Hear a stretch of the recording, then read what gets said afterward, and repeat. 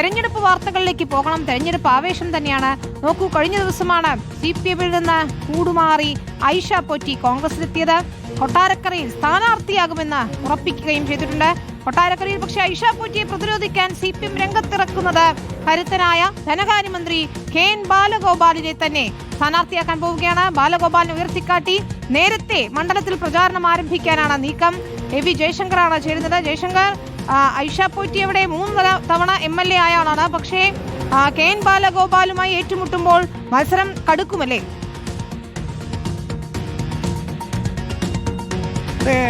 വിനീത, ഈ ഐഷ പോറ്റി ബാലകൃഷ്ണൻ പിള്ളയെ ഉൾപ്പെടെ അട്ടിമറിച്ചുകൊണ്ട് വലിയ വിജയം മണ്ഡലത്തിൽ നേടിയ ഒരു വ്യക്തിയാണ്. അന്ന് ഇടത്തിനൊപ്പമായിരുന്നു ഐഷ പോറ്റി. ഇനി വരുന്ന നിയമസഭാ തെരഞ്ഞെടുപ്പിൽ ഐഷ പോറ്റി UDF സ്ഥാനാർത്ഥിയായാൽ പ്രതിരോധിക്കാൻ ബാലഗോപാലിനെ തന്നെ ഇറക്കാനാണ് LDF-ന്റെ തീരുമാനം. ഏകദേശം ബാലഗോപാൽ കൊട്ടാരക്കര മണ്ഡലം ഉറപ്പിച്ചു കഴിഞ്ഞു. അദ്ദേഹത്തെ മുൻനിർത്തിക്കൊണ്ടുള്ള അനൗപചാരിക പ്രചാരണം കൊട്ടാരക്കര മണ്ഡലത്തിൽ ഇതിനോടകം തന്നെ CPM ആരംഭിക്കുകയും ചെയ്തു.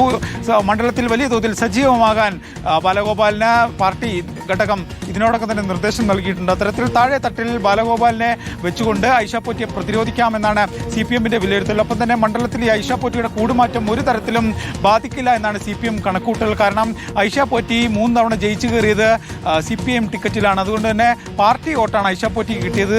മറ്റു തരത്തിലുള്ള ഒരു സ്വാധീനവും മണ്ഡലത്തിൽ ഐഷ പോറ്റിക്കില്ല. അതുകൊണ്ട് തന്നെ ഐഷ പോറ്റി കോൺഗ്രസ് സ്ഥാനാർത്ഥി എത്തിയാൽ അത് പാർട്ടിയെ ബാധിക്കില്ല. പക്ഷേ ഐഷ പോറ്റിയെ പ്രതിരോധിക്കാൻ, അവർക്ക് ഏതെങ്കിലും ബെൽറ്റിൽ നിന്ന് കിട്ടുന്ന വോട്ടുകൾ കുറയ്ക്കാൻ ബാലഗോപാലിനെ വെച്ച് തന്നെയായിരിക്കും CPIM-ന്റെ കുന്തമുനകൾ മുന്നോട്ട് ചലിക്കുക.